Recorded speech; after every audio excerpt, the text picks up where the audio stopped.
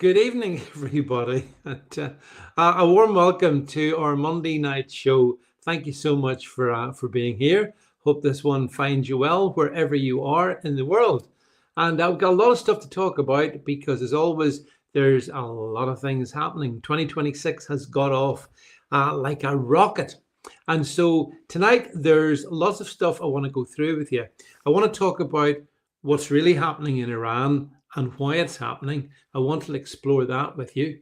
I wanted to, good evening to my friend, the ski boarding Chris Davies in Italy. Good to see you, Chris. Arrivederci, my friend. We're going to talk about Iran. Then we're going to talk about the whole issue of social media. And that's kind of linked to Iran as well, insofar as you'll see that the government has now launched a full-on attack on X. Now, X is one of the platforms from which I'm broadcasting this. I'm very appreciative of my X audience. And, we'll talk about it. We'll talk about what Liz Kendall thinks she's going to do. So we'll talk about that. We'll maybe have a little bit of a chat about Keir Starmer and all his plans to send troops that he doesn't have to places that they won't be going. We'll talk about that. And maybe if we get the chance, we'll talk about Nigel Farage's latest recruit to reform, the arch vaccinator and lockdown enthusiast, and Nadim Sahawi. So that's the agenda. And I want to start off, if I can, please, by thanking all of those Iranians, both in Iran and around the world, the diaspora, who have been following me in the past week or so, I suppose. And I see you there. And I just want to let you know that, all around the world, all decent-minded people, all sort of reasonable people will be standing with you as I've done my best over the past week. There's a momentous thing. Brigadier Northern Monkey reporting for duty. You're good to see you, Northern Monkey. Thanks for being here. The events that are unfolding in Iran are of potentially historic dimensions, and that's why I want to talk about them. It's not just a little story that's going to vanish, much as the mad mullahs may want. And so I thought it would be useful to take a little bit of time to go into the detail on this with you all, so we can all understand where the Iranian people are coming from. Northern Monkey says he's worried about comms in Iran being blocked. Hey, listen, Northern Monkey, it's comms in the UK.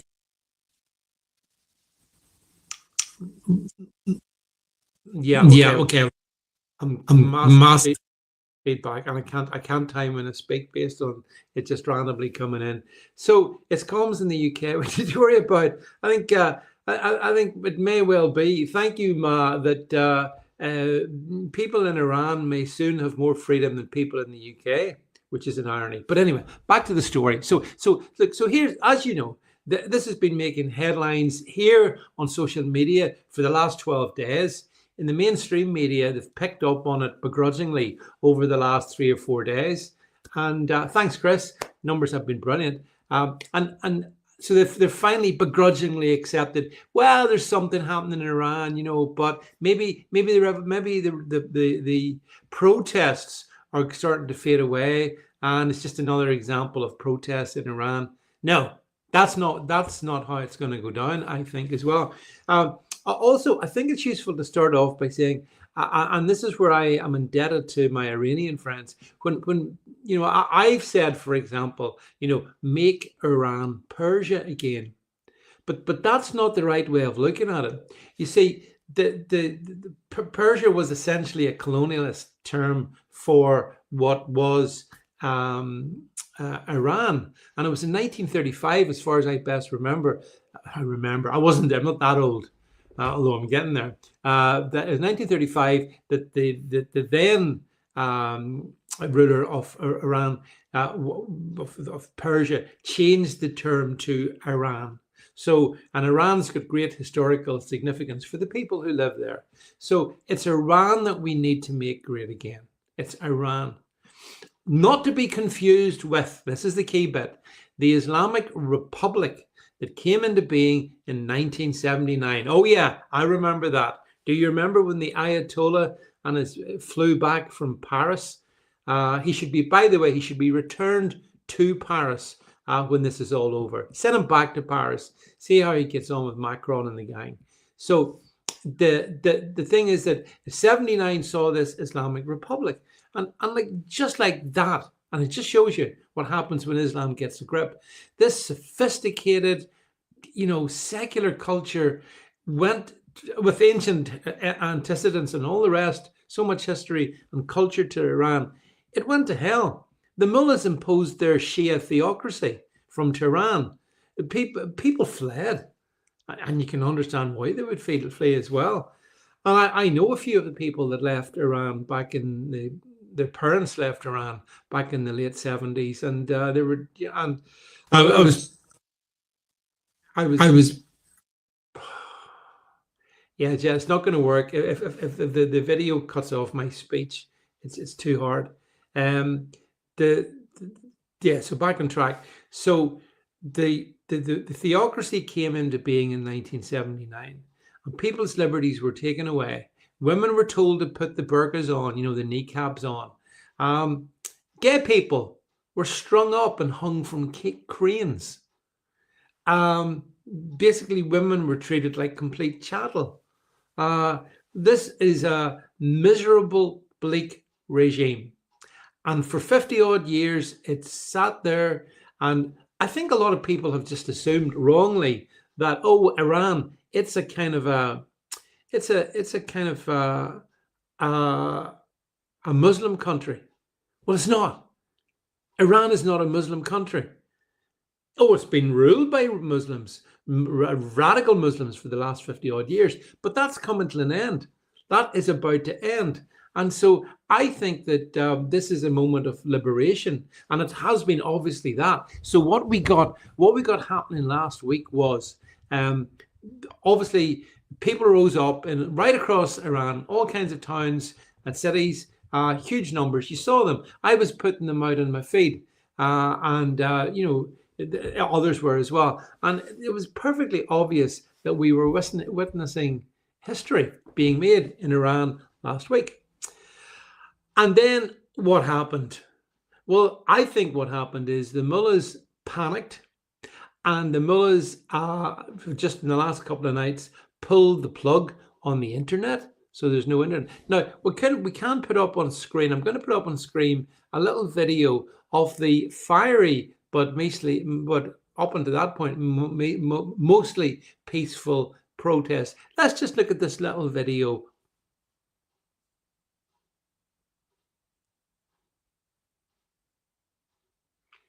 And there you have it. There you have it. Iran is on fire. The people are on fire to remove the mullahs. The mullahs don't want to give it up. So they cut the internet feed. So now it's very, very hard to get anything out of Iran.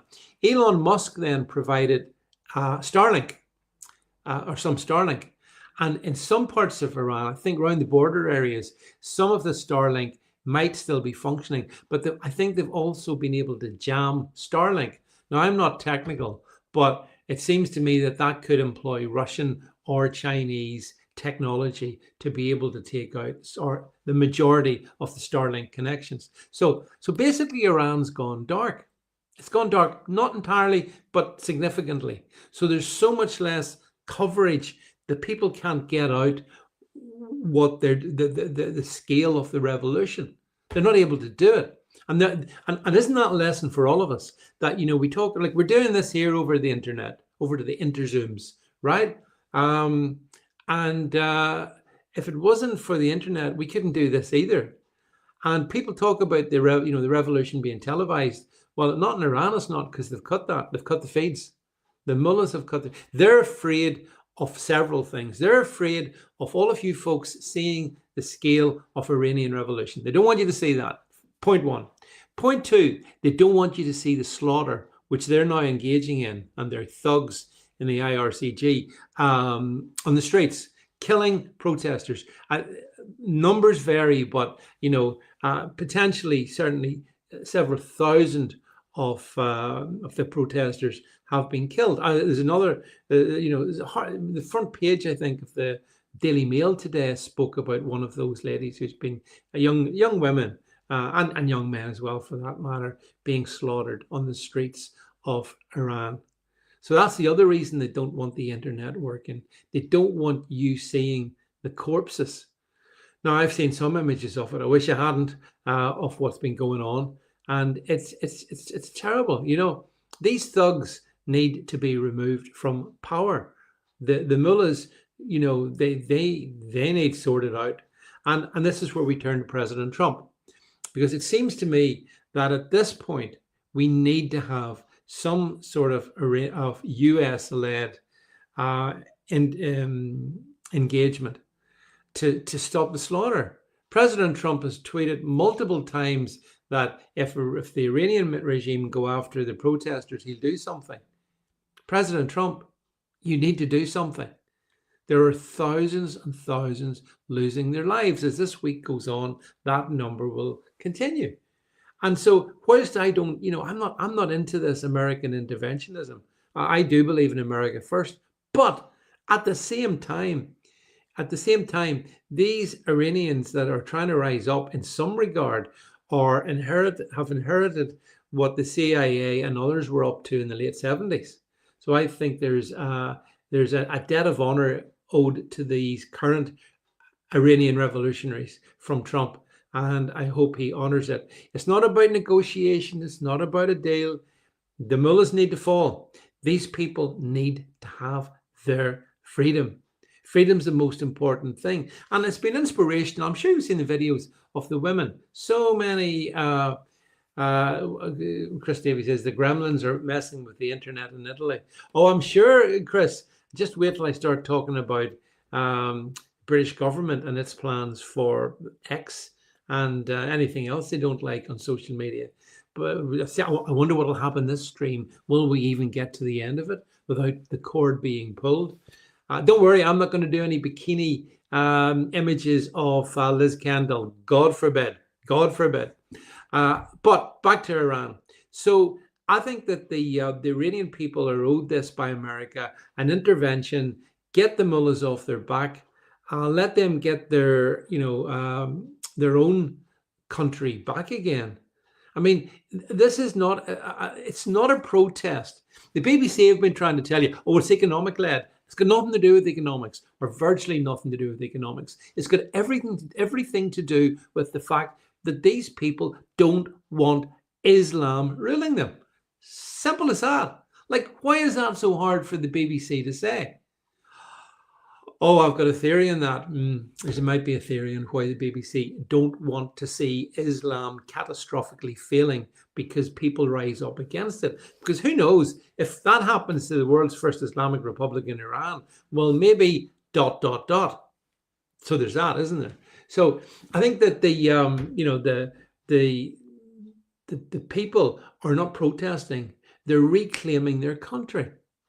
And that's why it's so significant. If Iran is, reclaimed and it becomes something much better, much more able to coexist with its neighbors, for example, without funding terrorism in just about every country in the Middle East, well, that would recharter the entire political globe. So it's in President Trump's interest to support Iran and help the people against the tyrants in Tehran, against the Shia supremacists, as I like to call them. I think it's in his interest to do that, because if the head of the snake is cut off in Iran and the Iranians get their country back and the US has helped that, then all I can see is that, here's a good image. This sums up what needs to happen. There you go. Actual image from Iran.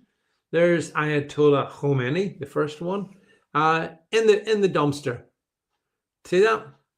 I mean, this is the sort of imagery that was coming out of Iran, and now they've pulled the internet plug. It's harder to get this imagery, and the mullahs think that they can get away with it, but I don't think they will. Thank you. Make Iran Great Again has reposted this stream. Thank you so much. I do feel that, and it's good to see it. A lot of people are supporting this Iranian revolution. We're with you. I'll tell you who's not supporting it. You see the Free Gaza people. Where's the Free Gaza people tonight? Like tonight, as we do this here, it's a bit, it's later, obviously over in Iran. There'll be people, gunned down in the streets. I've seen some videos. It's awful stuff. And they're, I mean, look at the numbers. Look at that. It's incredible. Like, I don't think I've seen anything quite off the scale. The only way to, I mean, it's amazing what the Iranians people can do. And yes, make Iran great again. We need to get the United States to stop Khomeini. That's what we need. We need it.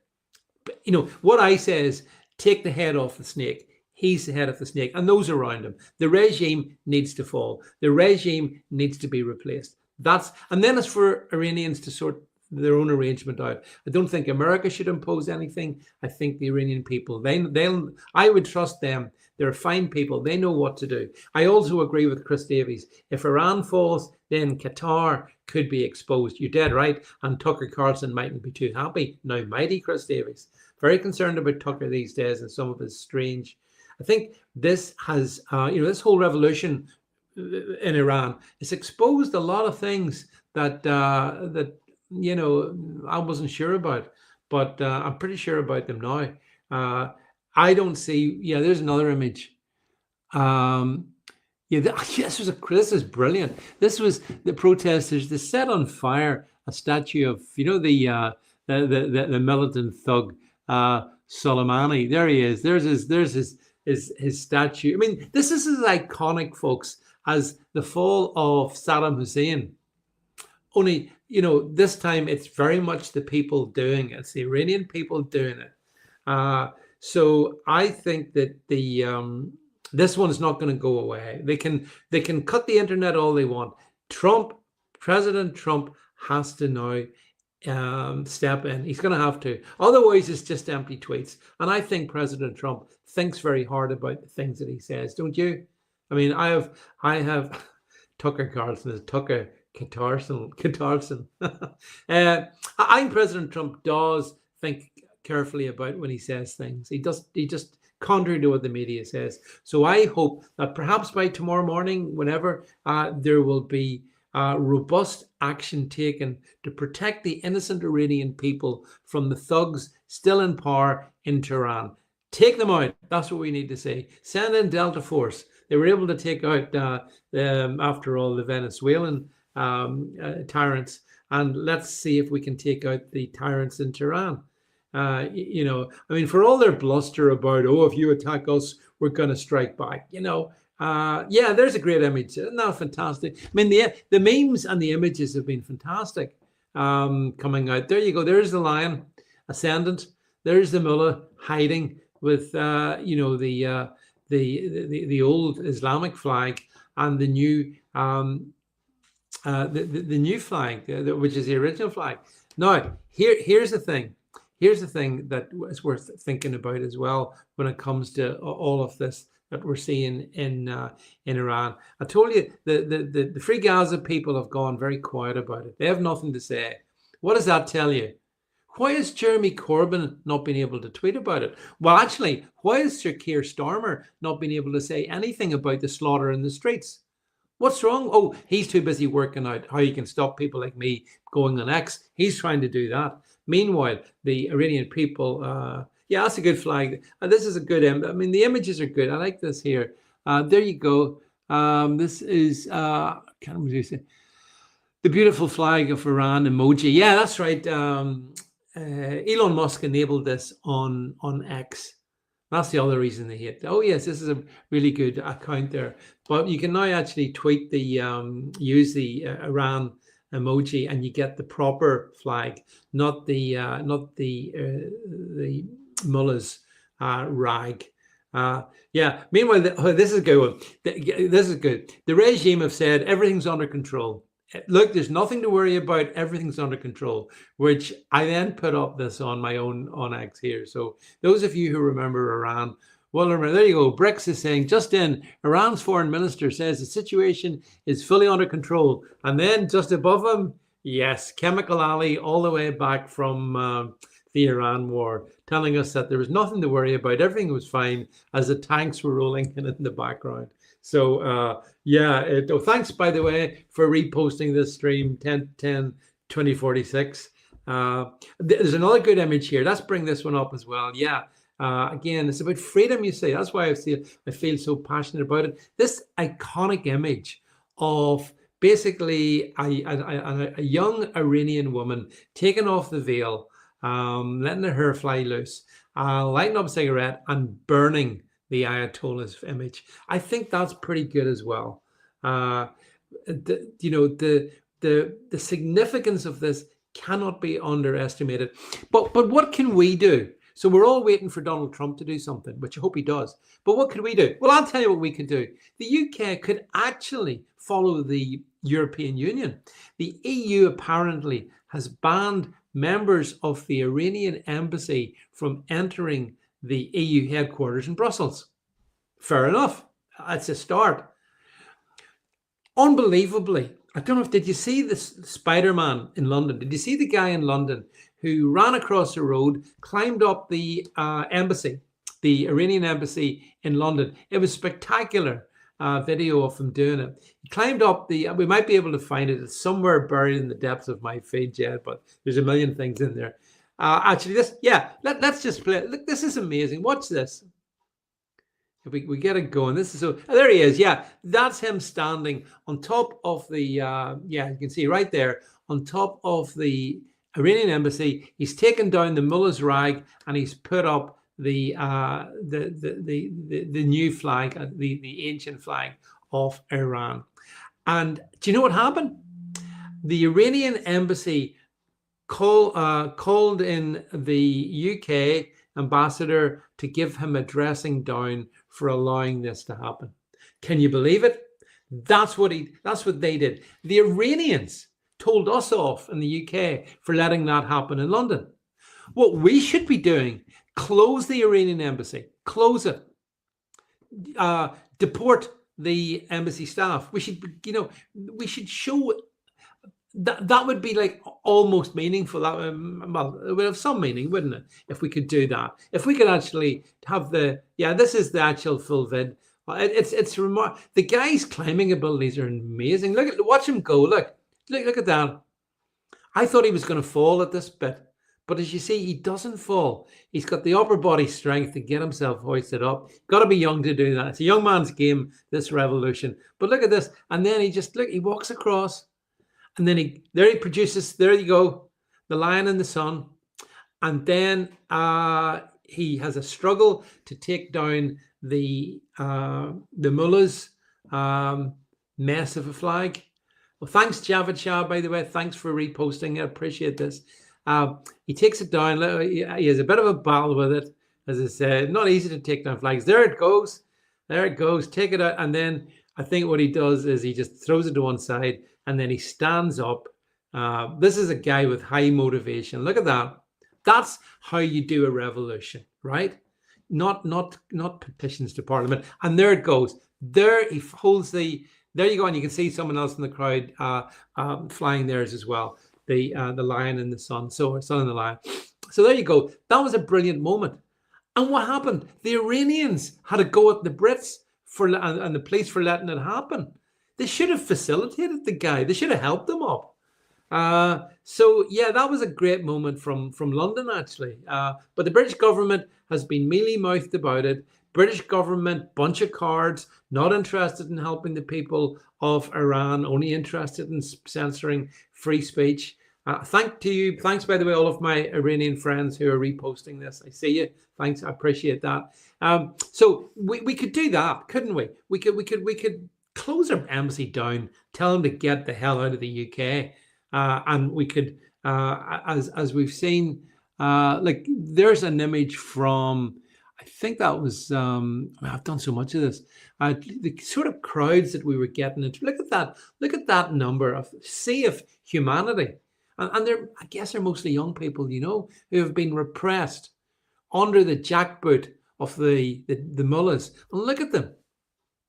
And this is why we've all got to help them in different ways. I mean, what can I do? Well, all I can do is put stuff out in social media, I suppose, and try and amplify their voices. That's one thing that I took great pleasure for the last week. Being able to find Iranian people on social media who put out great stuff, and I just amplify their voice. It's brilliant. Now, here's another very telling cartoon, actually. Yeah, where's the UN human rights organizations, international women's human rights. And as you see from the cartoon, here's the Iranian woman, and she's saying, nothing, really. Hear no evil, see no evil, speak no evil. The three dummies are sitting there, and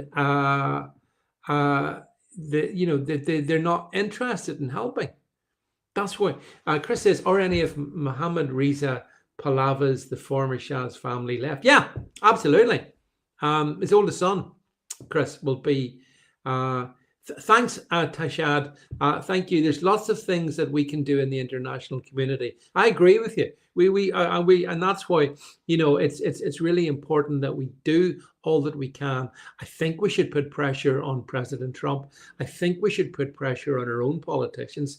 I think we should expose anything coming out. I mean, I've seen some of the AI fakery from the mullahs, which makes me laugh. Really pathetic stuff. This is quite good. This is a good meme. Watch this.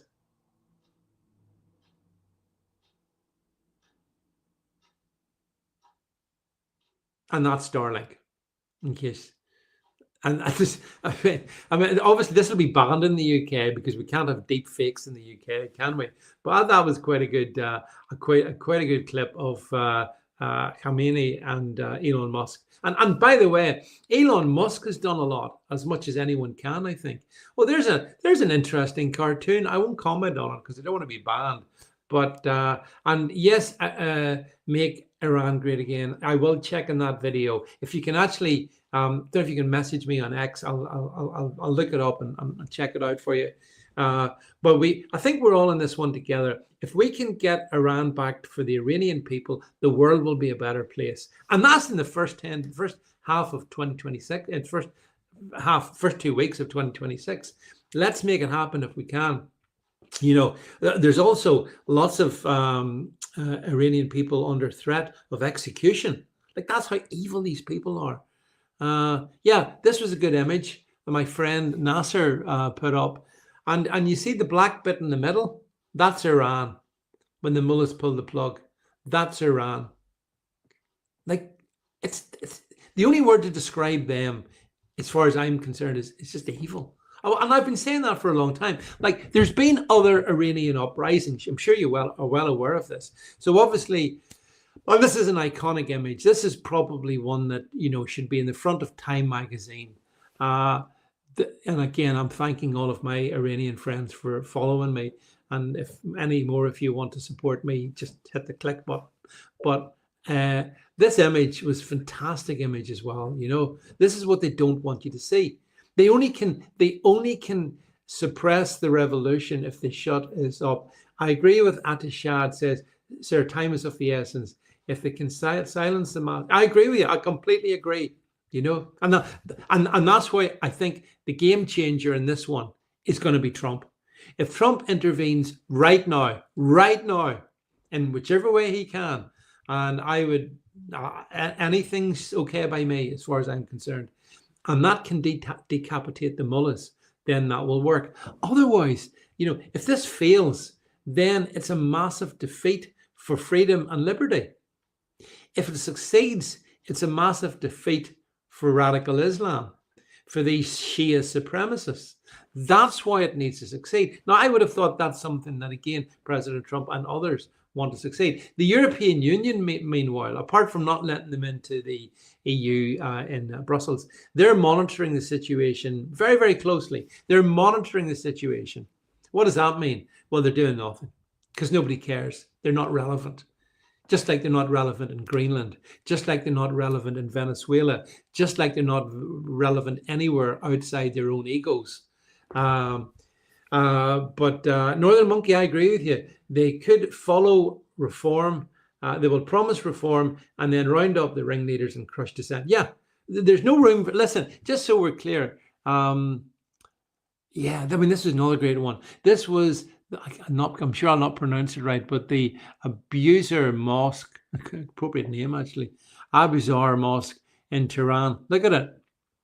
Look at that. I actually put up a post the other day taken inside a mosque, and the mosque was burnt. It got massive numbers of views. It went viral. See, and this is the point. This is Iranians saying, it's not the economy we're going to into revolution with. It's the mullahs. It's Islam. As I said, Iranians, great people, great civil. There we go. Look, there's a Quran, and there's the outside of the mosque. So do you notice the? And that's great images. These, inside the mosque as well. This is why the BBC don't want to cover it. The BBC struggled and struggled and struggled because they don't want to show you the fact that Iranians aren't happy with Islam. They don't want that. Instead, they want to talk about, it's an economic protest. Inflation's a bit high. By the way, did you see? Qurans are burnt in the UK. If you did that in the UK, in Qurans are burnt in Iran. If you did that in the UK, folks, you'd be in prison. Does that tell you something? Does that make you think about the? And there's a great comment coming up there from Atishad. We're sick of Islam, and even though the mosque is a Persian thing, Arabs used to live in tents before they invaded Iran. Yeah. Thanks, Jasmine. By the way, yeah, absolutely. Like, this is the thing. The amazing Iranian historical culture has been wiped out for 50 years odd by the mullahs. So, that's why I just see this as a defining moment in civilization. If we stand with our Iranian friends and if they get their way, then the world will change infinitely for the better. So much less terrorism in the Middle East, coming together of various countries in the Middle East, rapprochement with Israel. I mean, look at these images again. This is what was coming out before they cut the feed. Okay, so you see this. Look at that. Look at that. Vast numbers of people. Like, that's a revolution. It's not a protest. It's not a protest. It's a revolution. So as far as I can see, the mullahs got very concerned about people seeing what the Iranian people were up to, supporting the Iranian people. So they just pulled the plug. They just pulled the plug. Again, this is another lovely video I saw. This young lady, a attractive young woman, as you can see on each face, there's that's the sun and lion. There, that one. And she's got a heart around that one. And she scored out the old image. They're trying, you got to admire the bravery of these people. I'm not sure if she's in Iran or not, but it's as simple as this. If they identify people like that, they will kill them. That's why the Iranians have my respect. They're risking their lives. They're putting it all on the line. And so many, I think, as I say, at least a couple of thousand. There's a great comment. Thank you, by the way, for your brilliant comments. This is regarding mosques. People are burning them today because we have had enough of Islamic tyranny and the unholy child of Marxism and Islamism. Yeah, absolutely. I totally get that. Totally get that. That's why it's being. This is happening. Unless Iranians throw off the shackles, off the mullahs, then the world's not going to get better. It's not, because you could trace back, so much terrorism, to the mullahs. It all goes back to them. And then, of course, the other consequences are, the mullahs were linked into the Venezuelan communist government. They're linked into the Russian situation. Thanks, Jed, we do this show for you and we support. No, we all support each other. That's the thing. It's just, if I'm able to help, then I just see that as a plus. So look, I hope it all. We'll obviously continue. We'll do the European Union trick. We'll monitor the situation, but we're not monitor it because we're supporting you. We stand. It's desperate. This is sad. Poor, the Ayatollah says anti-government protesters are vandals trying to please Trump. No, anti-Mullah protesters are freedom seekers trying to get rid of you, Khamenei. Just like your predecessor, Khomeini. I mean, by the way, why are your names all the same? These people are sick of you. And see, this is the thing. This is the great thing about freedom. Freedom's like a pressure valve. You can try and, put it down, which is what they've been doing from 1979. You can try and suppress it, but freedom keeps bubbling up, and then poof. And in Iran in particular, if you go back to from the late 1987, 99, there's been every other year, there are protests. Iranian people have been trying to rise up for 25 years, certainly longer. I'm sure some of you could tell me. They've been trying to rise up. There've been these sort of mini revolutions, but this is the big one. This is the big one because of the scale of it. And that's why they've pulled the feed. And it does worry me that, if you don't see that there's a revolution, the net effect is there's not a revolution. And the mullahs in their cynical way, I think, understand that. So that's why they've pulled the plug. I just hope that we get more and more, I think Iranians are still out in the streets tonight. I think in Tehran, in many other Iranian cities, they are out protesting, standing up, being shot at, being murdered. And Donald Trump, you need to intervene. No more tweets. Intervention. Do the right thing, President Trump. I don't expect the UK government will do anything because they are a bunch of cards in the UK government. Keir Starmer, we want to find ways to surrender to the mullahs. But what we need to do is help Iran when they need us. And it'll come back. It'll be good karma for us in the West as well. Trust me, it'll be a good thing. Okay, I want to move on. I've done a good bit in that one, but thank you all of who have put the... And this actually next bit is kind of sort of related to the first bit I've done. And it's this.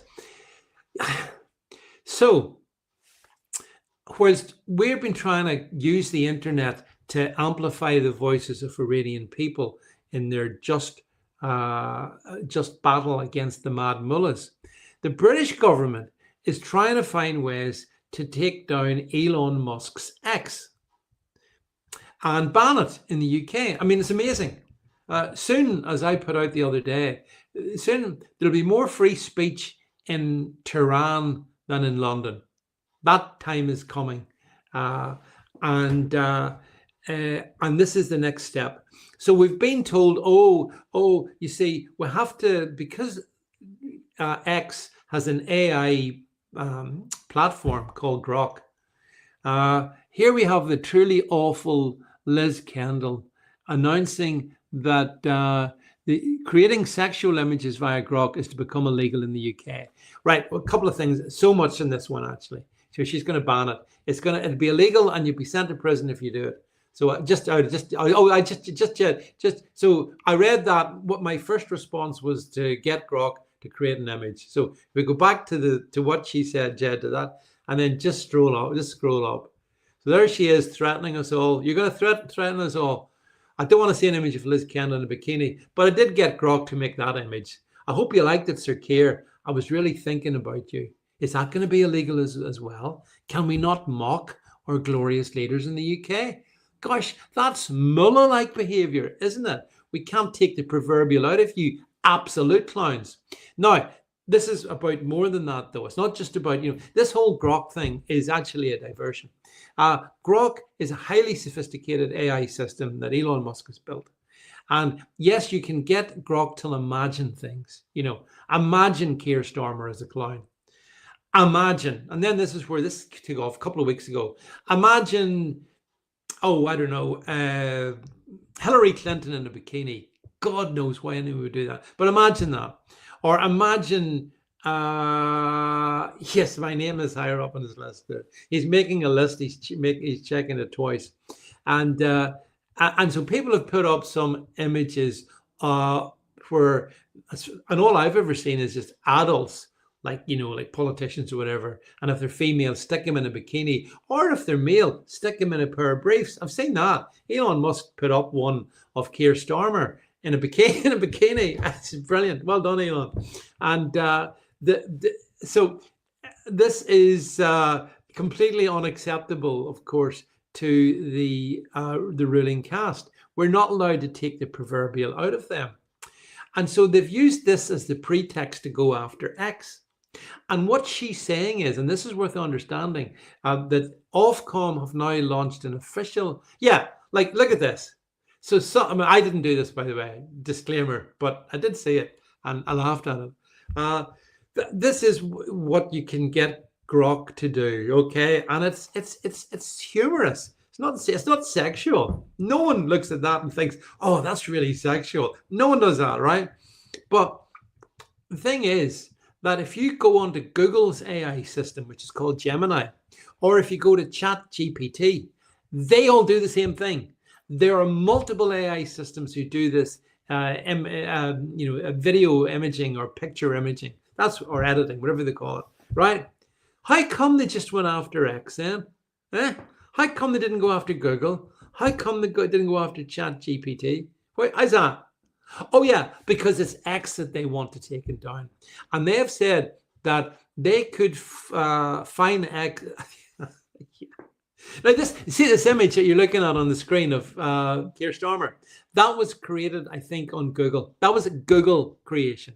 And I think, Jed, is there one below that? I think I might have no, there's a couple of images floating around which were of Keir Starmer in a bikini, and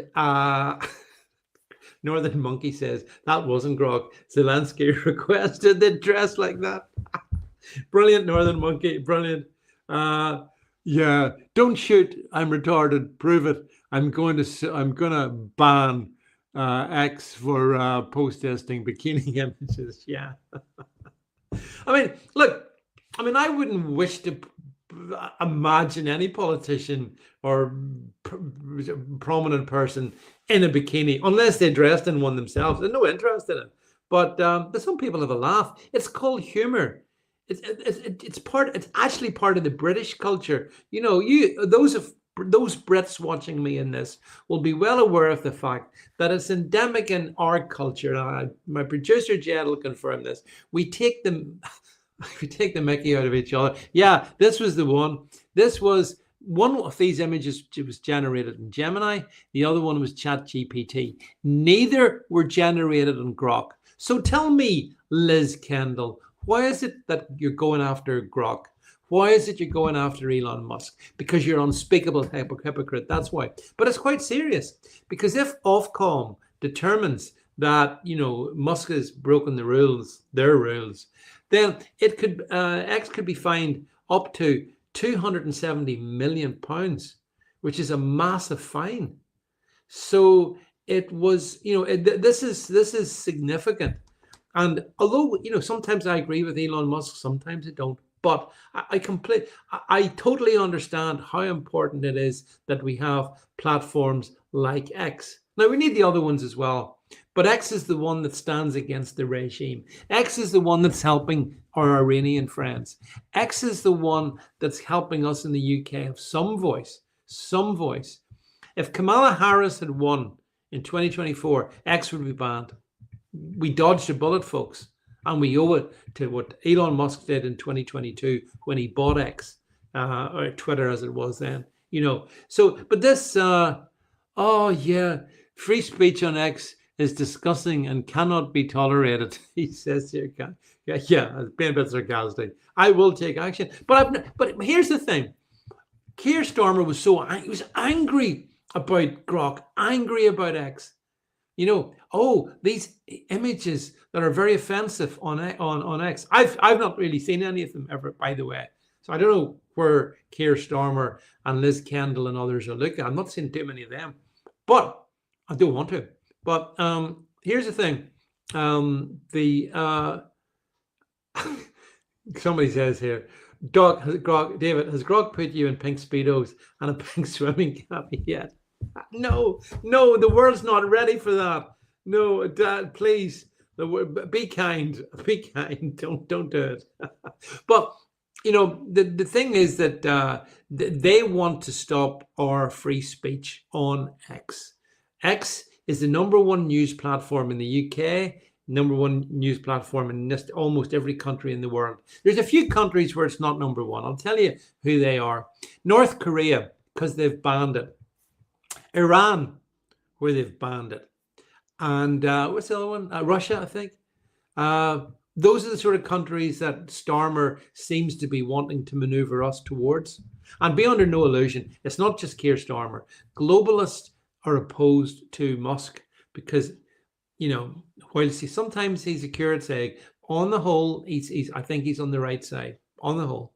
And certainly over this one, if we didn't have him, I wouldn't be able to do this. I'd be talking to myself, and you wouldn't be able to come back at me and tell me what you think. So the British government is out to silence dissenting speech. And that means ultimately, I suppose, if I'm being selfish about it, speech like mine. Because, yeah, I do dissent. Carl says, I think Starmer will love seeing himself in a bikini. I don't know. I mean, the thing is, how come the government gets so upset about images, made up images? I mean, they're just made up about that. Oh, yeah, these are the people who will impose the fine on X. This is the woman who could take X out of the UK. She's one of the Ofcom bosses who are being given a massive pay increase as they consider banning X, by the way. But here's the point. Think about this for a second. Outrage about X and video imagery. Where's the outrage about the rape gangs from Sir Keir and the rest of them? Like, for example, I saw the truly awful Jess Phillips. I can't do a proper impersonation of her, but Jess Phillips, the Minister for Safeguarding Women. Oh yeah, the Safeguarding Women minister, and she was getting herself all worked up about saying, if you find anyone making these images, then send them to the police. We're going to arrest them. We're going to put them all in jail. Oh, Jess, you're so tough. This is the same Jess Phillips that just over 12 months ago didn't see a need for a national inquiry into the Muslim rape gangs. No inquiry into that. And there you go. That's the information that Ofcom has launched an investigation into X over Grok sexualized images. I don't even think they're that sexualized. I mean, that images of Macron, Starmer, and Mertz and Zelensky, it's not sexualized. I saw a friend of mine put up a really good point earlier. And again, Brits will get this one. Do you know, in fact, I think you still do this. If you go to the seaside, and they've got those like almost Victorian cardboard cutouts of like a man and a woman, and the image from the front is like they're in bathing costumes, right? And you stick your head through the cardboard, and then it's like it's their body beneath. We're going to have to ban them. Will they have to be banned next? Is that the thing? Seaside imagery, because after all, is it consensual? Oh, I'm not sure that it is. Someone's done that. No, we can't go on like this as a country, my friends. We really can't. I think Iranians will have more freedom than us Brits. And that's why, by the way, any Iranian still watching this, I hope you'll fight for us once, hopefully, you've won your freedom, because we're under the same threat. Your threat came in 1979 from Ayatollah Khomeini. Our threat comes in 2026 from Keir Starmer and globalists in general. Yes, I see Northern Monkey says Elon put a warning out about using Grok for CP and nudity a few days ago. Yeah. I mean, man, Elon's right. I mean, Grok is a very useful tool for getting information. I do use Grok to look things up. I find it far more plausible than looking up Wikipedia. Actually, there's Grokopedia. You should all download Grokopedia and use it because it's a good platform. It's a good. It's like Wikipedia, but truth based. So, if you look me up on Grokopedia, you'll get a decent review of me. If you look me up on Wikipedia, well, just don't. But this was the thing. Starmer came out. This is another one where the British government's trying. Just stick this one up, Jed, for a minute. So the British government was trying to say that it was going to get Canada and Australia. These countries were all going to come together and take on Musk. Starmer said that. That was being floated out from Downing Street the other day. Saturday, I think he was saying that. And almost instantly, Canada said, no, we're not doing that. Now, why would Carney say that? Because I'm sure he agrees 100% with Starmer. Well, it's because of that neighbor he's got just south. That noisy American neighbor. Don't think Carney wants to poke the White House hornet's nest too much. So it was funny. So obviously Starmer and his PR department were making this all up. Now, I wouldn't be surprised if, Australia is essentially... Oh, thanks, by the way, Chris Davies, for listening. Chris, it's going to be Wednesday night. The live stream is going to be Wednesday night because, believe it or not, Thursday is my birthday and I'm off out. So if you wanted to, I'm going to do a live podcast with you guys on Wednesday night of this week and next week. So I know it's Thursday night, but it's going to be Wednesday night for whoever comes along. Or there's nothing. So just to say, Chris. But anyway, enjoy your skateboarding. You're doing very well. So back to what I was saying. The British government, are out to silence us. Really authoritarian gits, as far as I'm concerned. And but it shows them in their true colors. And I mean, the other thing, I think I'm gonna have to I'll just finish on this topic, this last one I want to move on to, and that is, again, sticking in the UK for a second. Forgive me, Iranian friends, but the British government has in the past sort of 10 days said that it's going to send troops to Ukraine, to military hubs in Ukraine. It's going to do that. And it is, yes, Northern Monkey, you're right. It's also going to apparently send troops to Greenland. Did you see that? Apparently, Starmer's big idea is that he and Macron and maybe Merz, the Germans, they'll put together some sort of semi-NATO force to go to Greenland to protect Greenland from, I'm not sure who, Russia. I think he said Russians. He didn't mention the Chinese, but then he wouldn't. He said that. Did you see that? And this is, of course, Trump saying continually he's going to get Greenland one way or the other, right? And I think Trump's right. He's not going to invade. There's no need for an invasion. I keep saying that. But if Trump wanted to invade Greenland, he would send one soldier, population 49,000. They're not armed, apart from shooting seals, I suppose. So there's no reason why Trump would want to invade. But the notion from Starmer that the UK, France, and Germany are better poised to defend Greenland than the US, it's mad. It's absolutely mad. Starmer would send the fleet to Iceland. Should have gone to Iceland. I saw a couple of memes about that. British Army all standing outside an Iceland store looking confused. Have we gone to the wrong place? So, but it's the arrogance of Starmer, those of you who are familiar with the British Army will know that our British Army, our armed forces numbers are at an almost record low. We don't have the people to send them to you. Mind you, Starmer didn't say how many he was sending to Iran, or to Venezuela, or mine's frozen, to Ukraine. Didn't say that. We're sending, well, how many? 1,000, 50, 10,000. It's a big country. Russia's just there. Well, how many? Didn't tell us that. And that's because he's chancing, he's backing on the fact that there won't be a ceasefire, so he won't have to send anybody. But he acts the big guy because he made the announcement. And it's the same over Greenland, with him and Macron and Merz saying, we'll send a NATO-type force. Don't need a NATO-style force.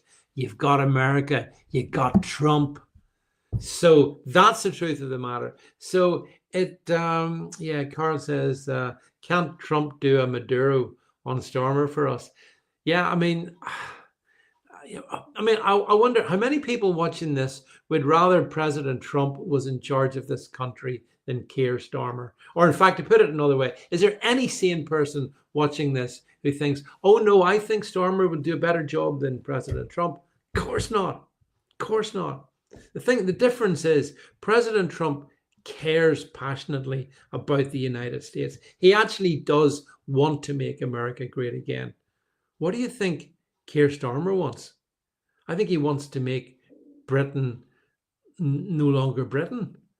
At every front, we're being weakened, we're being undermined. You see story after story, humiliation after humiliation. We are not a proud country anymore, and that's Keir Starmer's legacy. I mean, I did see today that the two, if you go back in history and you look at who have been the most unpopular leaders of any country, guess who? One is Emmanuel Macron. He's on 11%. And the other one is Keir Starmer, and he's on 11%. So these two clowns who like to keep posing with their bestie, Zelensky, they're hated. Nobody likes them, right? They are loathed by the people over which they rule. And that means that ultimately, I'm sure you've seen the farmers' protests in France. I mean, the French are always protesting, but they are genuinely on the streets of France as we speak, and media won't cover that as well. And that's been, I mean, I suppose the final thing in this to wrap up. I mean, the mainstream media has proven in the past week or so, with what's been going on in Iran, with what's going on in Venezuela, what's going on in Greenland, that you cannot trust them to get you. They don't give you the news. They give you the propaganda. Northern Monkey says, Starmer probably thinks that Sleepy Joe and Kamala just didn't do socialism. Or I can't do it. We need what our friend Grantonio to do is Keir Starmer impersonation. But yeah, if only they'd done socialism in the right way. But they didn't. Maybe Zoran Mamdani will do it the right way when New York becomes an absolute bleep hole. So yeah, back to what I was saying. So, if we didn't, the mainstream media will always mislead. Now, I know that here on social media, on YouTube, on X and Getter and Rumble and all the different platforms, that sometimes we get things wrong because our resources are kind of limited. I don't have 3.7 billion in my back pocket like the BBC to be able to produce the sort of trash that they produce. So we do our best with what we have. But I think we get a lot of the stuff right, and we certainly can help, like the Iranian people we've been helping over the past week, and there's a great satisfaction from that. And at the same time, I've got a sense of like a blazing anger, because just at the same time, like for day after day after day, I slagged off the BBC because they refused to cover this Iranian story. They refused to cover it, and yet it was massive news. And so that's why we need X. That's why we need all these platforms, because whilst imperfect, at least it provides a voice for people to say what they believe and what they think and put forward their analysis, and sometimes put forward to some really good journalism coming through this platform to you, not from your mainstream legacy media, who you should never trust them ever anyway. But they never cease to re-emphasize just how useless they are. So look, folks, that's it. We just didn't get through all the topics tonight, but then we never do. So I'll wrap up by saying thanks everybody for listening to this. Don't forget to follow me on the different platforms, whichever one you fancy. And final word, once again, to all my, that's my Substack. You can read that. Yeah, lots of stuff going out over on the Substack there. UK to occupy Greenland. Yeah, there's all kinds of stuff. Yeah, some of that stuff. I write that much of it. Oh yeah, is Bruce Springsteen a racist? That's one of my bets. I'm very pleased with that one there. Spoiler alert: he's not. He's not a racist. he's a spoiled brat, but he's not a racist. So look, folks, thanks again for being here tonight. If you want to check me out tomorrow on my usual platforms, over on X, over in Substack, over on my podcast, there will be a live podcast, hopefully on Wednesday night at 8 p.m. British time, in which case we can update on a lot of these topics. But from me for tonight, it's good night and thanks for listening.